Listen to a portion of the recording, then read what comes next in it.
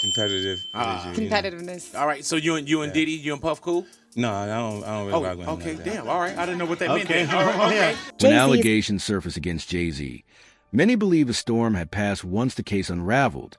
But then an audio leak changed everything. In the recording, the accuser reportedly tells investigators he was present, yet never laid a hand on her.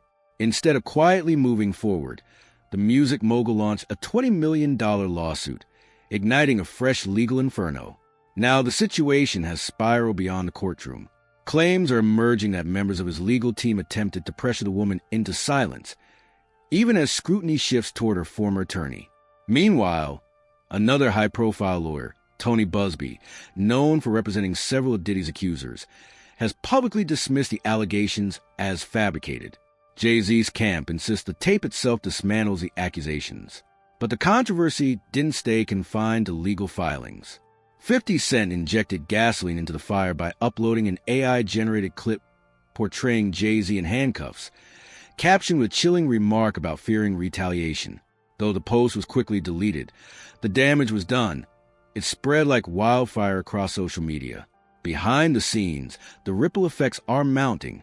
A lucrative partnership connected to the Super Bowl. He's winning. Don't trust nobody. In Hollywood, specifically, when you get there, a lot of people don't know how to say no. That's the difference between New York City and California. Reportedly faces uncertainty. Industry whispers suggest that even Beyoncé's team has begun quietly revising promotional language to create distance from the unfolding spectacle. And the battle may only be beginning. Sources claim 50 Cent is compiling material for a documentary timed ahead of Diddy's looming trial, potentially amplifying the narrative even further. Reports of 8-figure settlement discussions aimed at stopping the project have only intensified speculation. If the billionaire insists he has nothing to hide, critics are asking why the strategy appears focused less on vindication and more on containment. Because perhaps the real threat isn't the recording itself, it's what the next revelation might expose. When the audio clips surface of Jane Doe allegedly conceding that Jay-Z never laid a hand on her, many assumed the controversy would quietly dissolve. So what happens now is this is simply a civil complaint. And in a civil complaint, it goes through the technical legal process. Now, the distinction, Jessica, between civil and criminal, of course, is that civil is for monetary damages, right? The system can only reward you with money. There's allegations that this 13-year-old is suffering from post-traumatic stress disorder, suffered depression, etc. So now you go to fact-finding, right? Instead, his legal team escalated matters, filing a $20 million defamation suit against both the accuser and her attorney, Tony Busby, the same lawyer currently representing several women in the ongoing cases tied to Diddy. Critics argue that such an aggressive response doesn't project calm assurance. It signals strategic counteroffensive. According to complaints submitted in late December, the disputed claims allegedly jeopardized contracts linked to Roc Nation, estimated at $20 million per year. The specificity of that figure has fueled speculation that the objective may extend beyond reputation, repair, and into deterrence. Yet questions persist. If the original accusation lacked merit, observers wonder why Jane Doe reaffirmed her account in a sworn affidavit before ultimately dismissing the case with prejudice. They don't want, if they was in any of those freak-off tapes, if they played a part in any of those Diddy sessions, they don't want it to get out to the general public to make up their brand. That's why a lot of those rappers... A legal move that permanently bars refiling.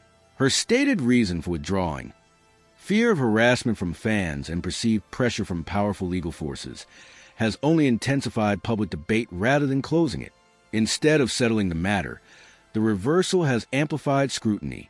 What might have faded into obscurity has transformed into a broader discussion about influence, intimidation, and the calculated use of litigation in high-profile disputes. Now, the murmur circulating behind closed doors suggests the intended focus may never have been Jane Doe. Instead, attention shifts toward Tony Busby, an attorney with a record far beyond minor personal injury claims.